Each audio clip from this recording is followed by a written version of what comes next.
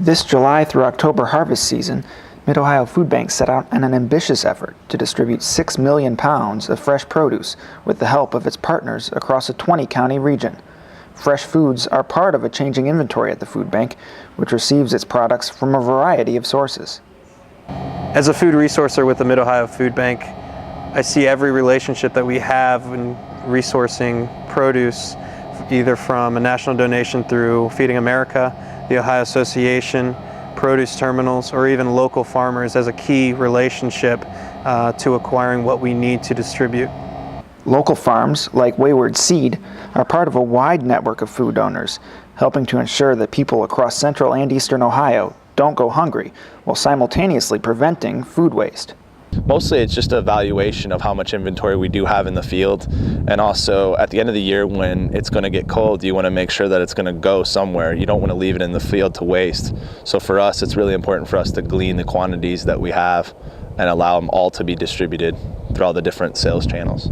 So the local farmers contact us on a weekly basis with product that they can't sell in the markets because of maybe that there was too much harvested or that it's not graded out correctly for their markets, but it's still wholesome product that can be used. Very nice product that they pick and pack for us, and they distribute it in cases, which we then distribute to our agencies that same way. Acquiring food is just the first part of a journey that involves several food bank staff members and volunteers coming together to support the common mission. Since we wanted to do such a large volume of produce this season, it really required the three departments of operations and agency services and food resourcing to come together, make sure the lines of communication were clear, and basically that we could get enough food in and move it out efficiently. All the regular programs continued to go on. We just added produce to the mix. We have 19 drivers and 19 trucks, and we will go to certain agencies, pick up produce, and we'll disperse it between the different agencies in the Mid-Ohio region. We also coordinate inbound arrivals of produce from local and Ohio area farmers, bring it in, set up delivery appointments, delivery times, and dispersal times.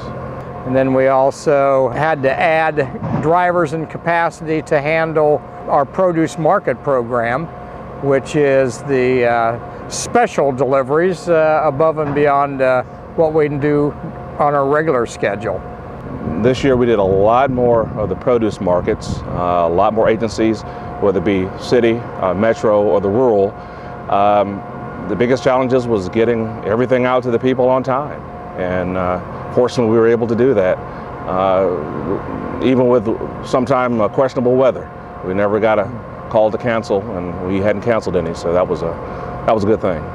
In order to ensure successful produce markets in the community, the food bank's warehouse team had to provide a quality mix for each outgoing truck. We take the best mix we can.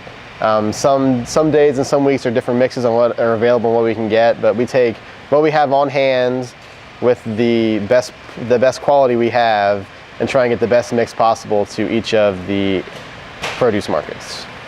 We actually get in produce that comes in assorted, and we have been working with our volunteers to have that gleaned every morning. Generally what they do is glean somewhere between 7 to 10 pallets for us, and that goes out as assorted. And then as staples, we usually try to send out apples, onions, and potatoes for every truck. And then we also try to incorporate any type of assorted produce, dairy, bakery, or any type of breads that can also go out onto the trucks. With full trucks in tow, the food bank's partner agencies eagerly awaited deliveries. Deliveries, which came after a long process that included recruiting volunteers, setting up tables, and of course, advertising the produce distributions to their clients. The produce markets used volunteers to basically distribute all of the fresh food to clients who would come through a line basically and collect the items that they would want to take home for their families. Some of them had carts that they pushed through the food with. Other ones had volunteers that helped other people carry their food items because they were going home with bulk items of fresh food.